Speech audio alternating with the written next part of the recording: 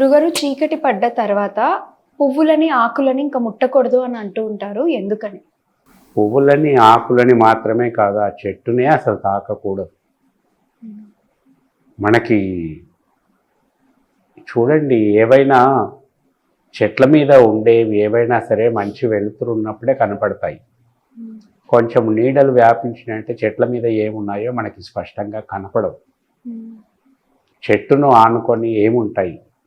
పశువులు ఉంటాయి, సూక్ష్మజీవులు ఉంటాయి, క్రిమి కీటకాలు ఉంటాయి, ఒక్కొక్కసారి పాములు కూడా ఉంటాయి.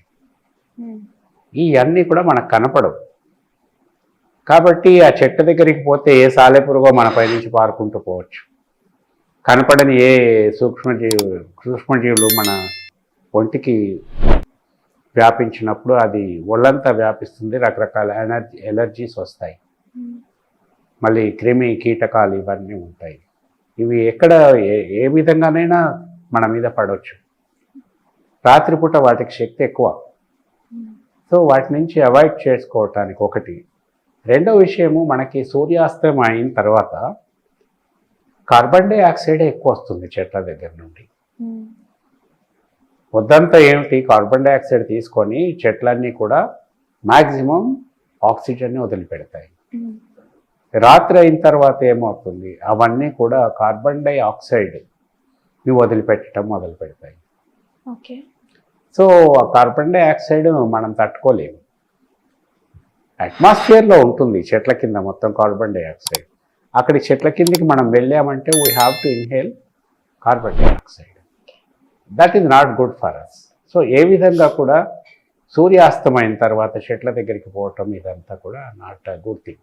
ఇట్ ఇస్ నాట్ మంచి ఫలితాలను ఇవ్వవు.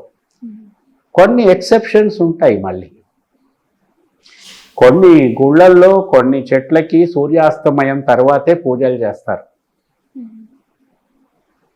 అవి కొన్ని ఉంటాయి, మన మన హిందూ సాంప్రదాయాల్లో అట్లా ఉంటాయి. కొన్ని చోట్లకి నైట్ టైమే వెళ్ళవలసి వస్తుంది.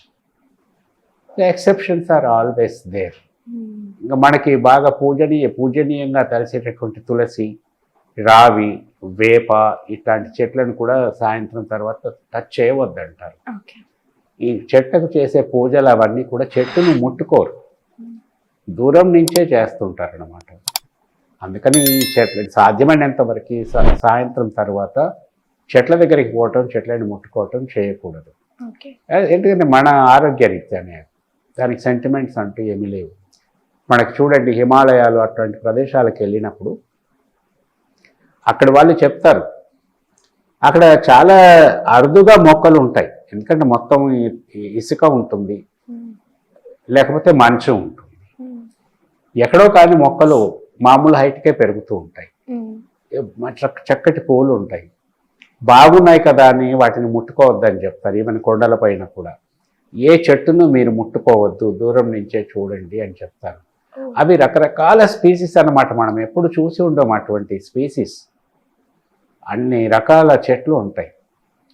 ఎందుకు ముట్టుకోవద్దు అంటారంటే, వాటిని ముట్టుకోవటం వల్ల ఏమన్నా ఎలర్జీ ఇట్లాంటివి, పుప్పడి, ఆకుల స్పర్శ, వీటి వల్ల సపోజ్ ఏదన్నా ఒక ఎలర్జీ డెవలప్ అయింది అనుకోండి, అసలు అది ఏమి చెట్టో, ఏ క్రీడకు సంబంధించిన చెట్టో ఎవరికీ తెలియదు.